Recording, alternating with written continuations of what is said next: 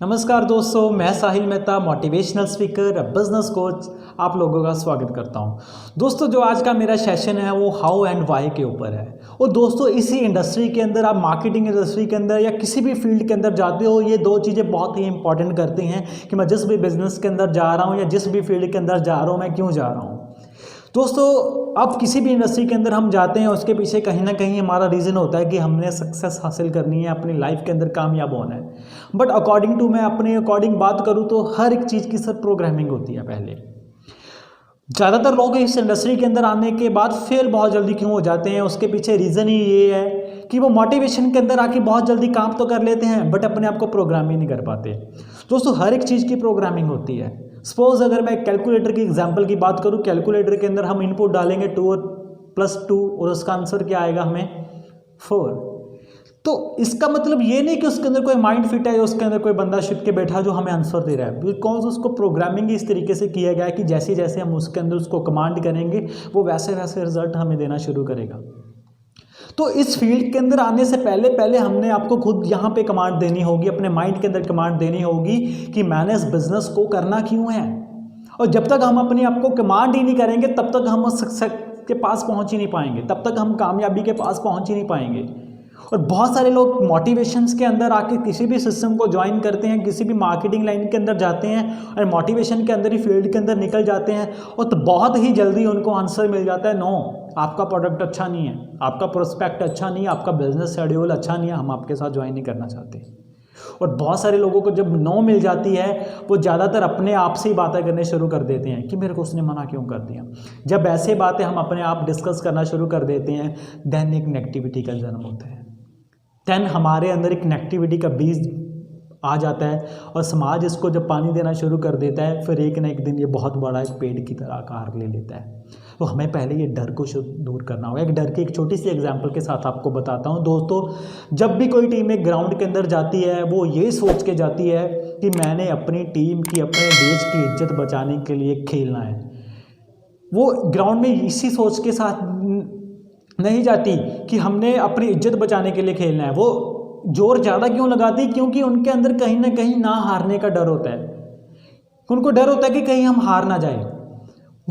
वो टीम हार भी जाती है, इसका मतलब ये नहीं कि वो टीम कमज़ोर है। वो हार क्यों जाती है? क्योंकि उनके अंदर एक डर था पहले, जो हार जाने का डर था, उसकी वजह से वो हार जाती है।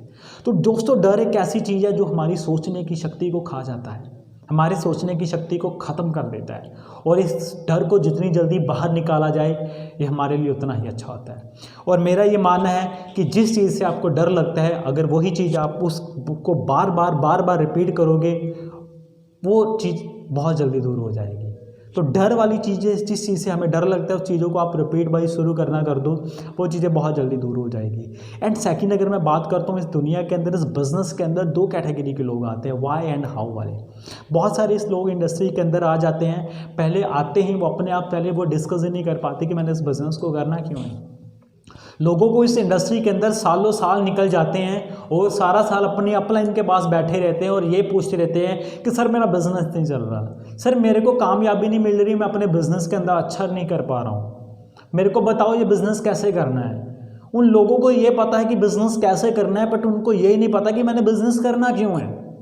वो अपने साथ अपने डिसीजन ही नहीं ले पाते कि मैंने बिज़नेस करना क्यों है। ये इस दुनिया के अंदर सर 2 कैटेगरी के लोग हैं, हाउ एंड वाई।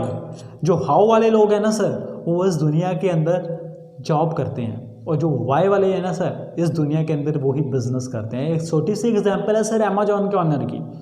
उस पर्सन को वाई बहुत क्लियर थी, वाई बहुत स्ट्रांग थी। इसी ही लॉकडाउन के अंदर बहुत सारे लोगों की, बहुत सारी ई कॉमर्स की बिजनेस की सेल्स बहुत डाउन गई है, बट अमेजॉन ही एक ऐसा था जिसकी बिजनेस की सेल्स ही वो अप ही रही। उसके पीछे रीज़न क्या था? क्योंकि उस बंदे की वाई बहुत स्ट्रांग थी।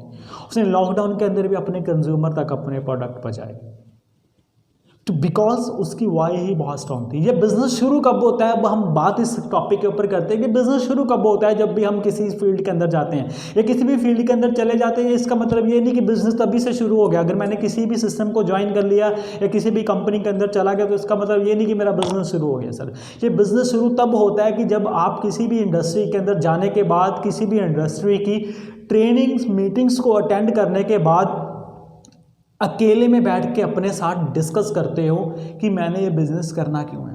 ज़्यादातर लोग सर अपने साथ बात ही नहीं कर पाते, अपने साथ डिस्कस ही नहीं कर पाते कि मैंने बिज़नेस क्यों करना है।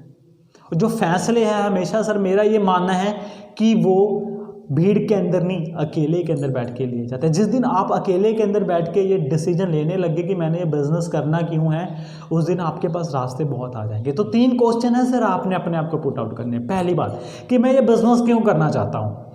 दूसरा क्वेश्चन, मैं इस बिज़नेस से क्या चाहता हूँ। और तीसरा जो सबसे बड़ा क्वेश्चन है कि इस बिज़नेस से अंदर जो मैं चाहता हूँ उसकी कीमत अदा करने के लिए मैं तैयार हूँ।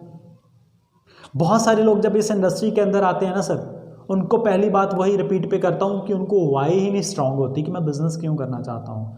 दूसरी कैटेगरी सर जिनको पता है कि मैंने बिज़नेस करना क्यों है, बट करना कैसे है उनको ये भी नहीं पता होता क्योंकि वो सीख ही नहीं पाते। तीसरी कैटेगरी वो आ जाती है कि जिनको पता भी है ये मैंने करना क्यों है और करना कैसे हैं, बट इस चीज़ की मैं कीमत अदा करने के लिए तैयार नहीं हूँ। मैं चाहता हूँ तो बहुत बड़े इंसेंटिव हूँ, मैं चाहता हूँ कि मेरे पे आउट बहुत बड़े आए, बट मैं उस चीज़ के लिए कीमत नहीं अदा करूँगा। सर हर एक चीज़ की कीमत होती है, हर एक बिना कुछ कीमत के अगर हम कुछ सोचेंगे कि हमें मिल जाए सर, उस चीज़ के लिए कभी भी हम हकदार नहीं होंगे।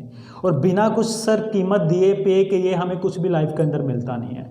लोग डिमांड करते हैं सर, किसी भी फील्ड कंपनीज के अंदर जाते हैं, मार्केटिंग लाइन के अंदर जाते हैं, बोलते हैं कि सर मेरा पिछले महीने में पे आउट कम था और इस बार तो और कम आया है। पिछले साल मैंने बहुत बड़ा सर पैसा नहीं कमाया, पर मेरा इसका बड़ा का सपना है कि मैंने इस साल बहुत बड़ा पैसा कमाना है। पर जब हम क्वेश्चन करते हैं कि इस साल इतना पे आउट करने के लिए हमें इतना काम करना पड़ेगा सर, वहाँ पे हम कीमत अदा करने के लिए तैयार ही नहीं होते हैं। अगर बड़े बड़े इंसेंटिव, बड़े बड़े चेक्स की बात करूँ सर, वो बिना मेहनत, बिना उसकी कीमत अदा करे वो कभी भी नहीं होगा।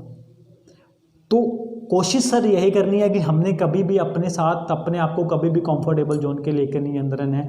और दूसरी बात, हमने कभी भी इतनी जल्दी अपने आप से सेटिस्फाइड नहीं होना। अगर हमारी दौड़ 50 तक थी, अगर हमने 50 तक अपना लेवल अचीव करा है तो हमारी नेक्स्ट दौड़ लाख तक जानी चाहिए।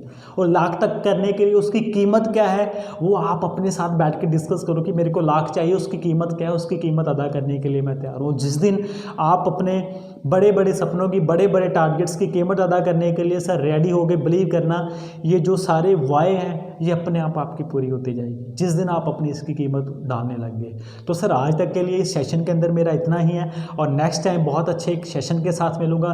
तब तक के लिए जय हिंद,